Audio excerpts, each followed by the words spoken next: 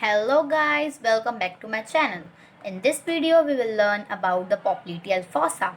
The popliteal fossa is basically present on the back of the thigh and it is a diamond shaped in structure. So here let me write that its shape is diamond shaped. It is best seen when the thigh is semi-flexed or flexed.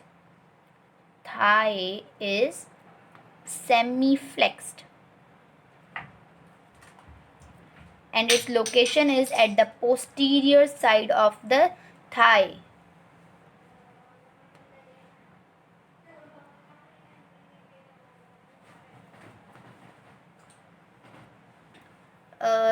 Then let's draw the diagram of the popliteal fossa and look at its boundaries and all about the popliteal fossa.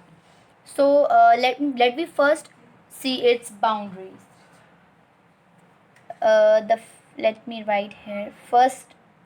Now here I am gonna give you a trick that how to draw this diagram.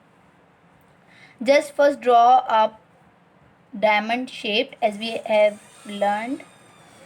Then on the upper side draw the muscles like a.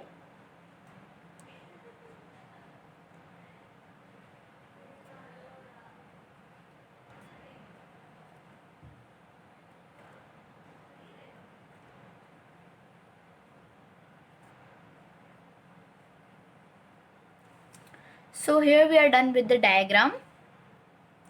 Now let's see the muscles. So guys, for this we have to first understand its boundaries. Now here I am using different pens for different muscles to show, right? So the first boundary of the popliteal fossa is the medial boundary, right? So from the medial it is superior medial, like it is first divided into four main boundaries, right? Superior medial, superior lateral, inferior medial, inferior lateral, right? So while looking at the superior medial, we have these two, right? These two are main important one, while this is not that much important. So these two are the more important one. These are the semi tendinous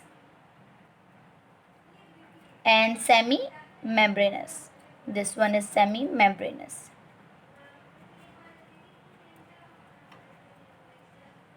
ठीक है. उसके अलावा then we have this muscle. This is adductor magnus muscle. As we know, the adductor magnus muscle is from the medial compartment of the thigh, and all the medial compartment of the thigh is also known as the adductor compartment, right? Then we coming upon the lateral, superior lateral. The superior lateral boundary is made by the biceps femoris, right? The biceps femoris is important in the hamstring, one of the important muscle of the hamstring muscles. It means the posterior thigh muscles. So this one is the biceps femoris. This all is the biceps femoris, right? Now coming upon our last, these two muscles that are the inferior muscles, right? So this one, this muscle is, now we have taken this one is as the medial side and this is as the lateral side. So this is the medial, this is medial head of the gastrocnemius. I'll show you the diagram from different books also, so must watch the video till the end. And this one is the lateral head of the gastrocnemius.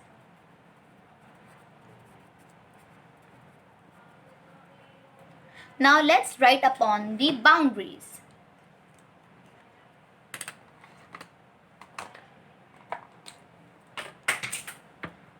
Here we have our boundaries.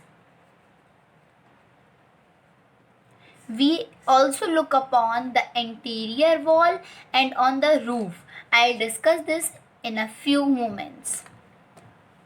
So we have our first one, that is superior medial boundary.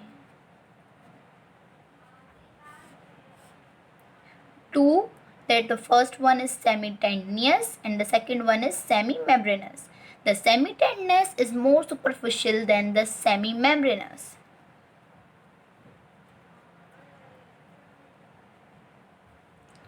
Then we have our next boundary, that is the superior lateral. Sorry guys, now you can see that. Superior lateral.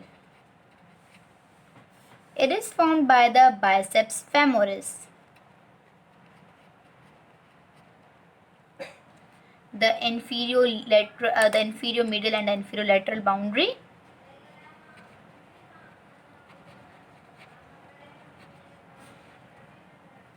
That is by the medial head of the gastrocnemius.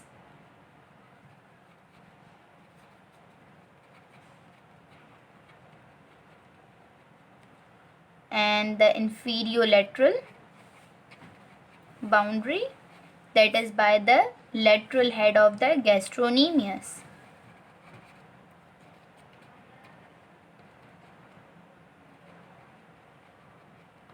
Right? So here we are done with the boundaries. Now looking upon the next two things that I talked about, they were the anterior wall and the roof, right? So for the roof, let me write here. First, let's discuss about the roof. It's a depression in the posterior thigh. So just imagine for a while, when there's a depression, it means the muscles are bounding it from the lateral and the medial sides, while on the top it would be the fascia. Yes.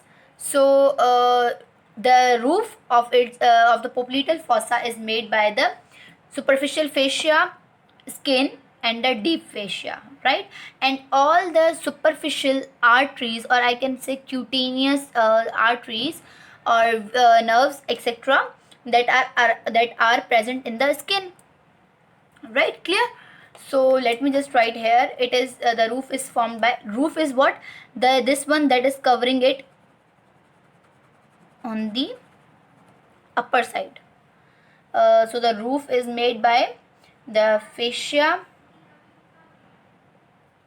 the skin, right? And moreover, I said the superficial veins and the nerves. So the superficial vein, there are two superficial vein in the lower limb, that are the great saphenous vein and the small saphenous vein. The great saphenous vein is found on the medial side, and while the small saphenous vein is present on the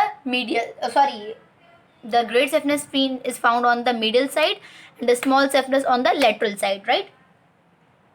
So the small saphenous, so the vein present in the roof is the small saphenous vein, as it drains in the popliteal vein. The popliteal fossa, when we will study the popliteal fossa contents here, so we will discuss about the popliteal artery, popliteal vein, and the nerves present in this, that is the tibial and the common peroneal nerve. Though the both of these are the branches of the um, common peroneal nerve, right? Oh, sorry, sciatic nerve. So then roof, the first one is the fascia, then is the skin, and the third one I told you was the small saphenous vein, as it drains in the popliteal vein, which is present in the popliteal fossa, right? Then I told you that the cutaneous nerves, all the cutaneous nerves supplying this portion, that is the most like the abundant one is the genicular branch of the obturator nerve. It supplies the popliteal fossa, right? So it's a point to noteworthy. I will discuss this point in a few moments while discussing the contents of the popliteal fossa, right? So the next thing is some more arteries, like this cutaneous nerves. Now, what are these cutaneous nerves which are present here? The first one is the posterior division of the medial cutaneous nerve of thigh.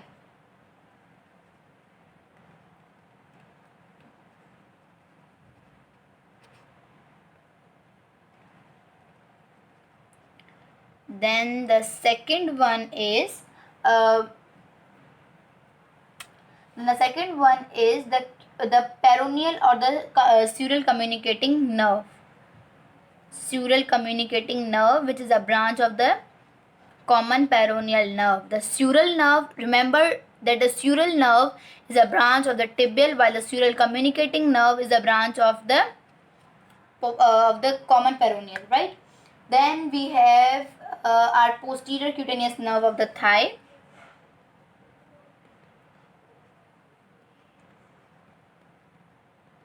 And here we are done with our roof. Now coming upon the anterior wall, right?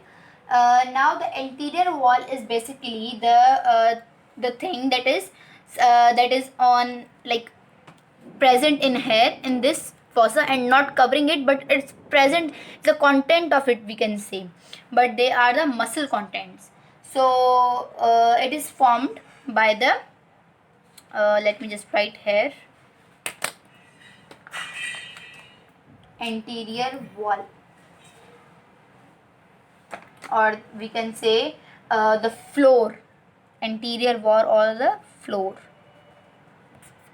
Sorry, this marker is not working, sorry for it, guys.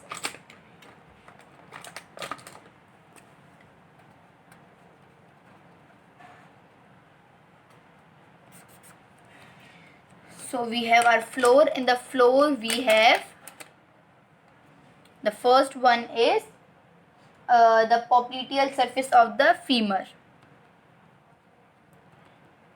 Now guys, see, on the femur we have our posterior surface, which is something like triangular. Basically what happens is that linea aspera of the femur divides or diverges on the like the posterior of the femur, and it forms a triangular area that is called the popliteal surface of the femur, right? Then guys, let's move upon the then we have the capsule of femur. Now what is the capsule of the basically knee joint or the femur? Basically the function of the capsule is to join the two bones together so that they cannot detach apart from each other, right? And the next one in the floor is a strong popliteal fascia. So popliteal fascia. Now guys, let's come upon the contents. As we discussed that it is a diamond in shape, right? Coming upon the contents of the popliteal fossa, here I have messed something of the colors, but I'll let you clear all the concepts of the contents of the popliteal fossa. Now just focus on my words. We have the first popliteal artery, vein, nerve. Here you can see the popliteal artery here. Then here we have the popliteal vein. The small saphenous vein, as I told you, drains into the popliteal vein in the popliteal fossa. In the roof I have cleared this point.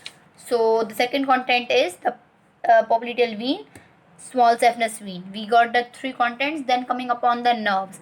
The nerve section I will clearly define you when we will come upon the diagrams, but moreover I am just giving you a review of that. The first one here we have the tibial nerve, and the second one is the common peroneal nerve. These both are the branches of the sciatic nerve. Then the common peroneal nerve gives a branch that is communicating sural nerve, and the tibial nerve gives a branch that is the sural nerve, right? Now let's come upon the relations of all these contents in a separate diagram. Here you can see the three contents of the popliteal fossa. The first one is our nerve, artery and vein. Here you can see we have the tibial nerve in between, and the popliteal vein here, then the popliteal artery. Now we take the relations from the 3 point of views: in the upper part, in the middle part, and in the lower part. Now first in the upper part, you have to make your all concepts clear by telling yourself that what are the contents given. The first one is popliteal artery, then vein, then nerve, right? So in the upper part the relation is AVN. In the upper part the relation is AVN, artery, vein, nerve, artery, vein, nerve, right? Now in the middle part, here, this one is the middle part. Now you can look at this. The first one is the nerve, then we have the vein, and here we have the artery. So what is the relation? NVA. What is the relation? NVA. Coming up on the last part, that is this one. Here N, nerve, then vein, then artery. So what is the relation? NVA. In the middle and the lower part, the relations are the same. You have to remember the first part, that is AVN. The common thing between these both points is V. It means vein. Vein lies in the central. Now we have this diagram of the popliteal fossa. Looking upon the boundaries of the popliteal fossa, we have the superior medial boundary as the semitendinous. Here you can see this in the semimembranous. Here you can see this. This one is the semimembranous and the semitendinous. And after this we can see this gracilis. That one is the most medial muscle of the leg, right? And then we have our superior lateral boundary that is formed by the biceps femoris muscle. Then we have these two muscles that form the inferior medial and the inferior lateral boundaries. These are the medial and the lateral head of the gastrocnemius. Here you can see this. Now coming upon the contents, that are the main basics of the every like fossa or anything we study. So here we have the artery, vein, and the nerve. The vein lies in the middle. Then we have the artery on its medial side and the nerve on its lateral side, right?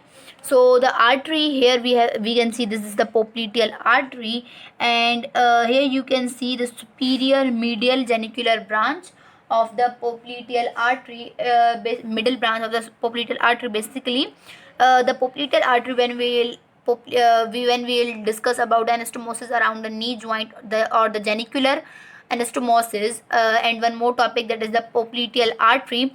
We will discuss this more precisely, that where it supplies and what is its function, right? Then the second thing we have is the tibial vein. Popliteal vein. The popliteal vein, here you can see the small saphenous vein draining into the popliteal vein, right? Then we have this nerve. The first one, here we have the sciatic nerve. The sciatic nerve divides into two, the tibial nerve and the common peroneal nerve. Let me just zoom it and to show it more clearly. Here we have our sciatic nerve. Sciatic nerve divides into two, popliteal and the common peroneal. Here, right? So here the tibial vein. Here we have the tibial nerve. The tibial nerve gives a branch. This one, sural nerve, and here we have the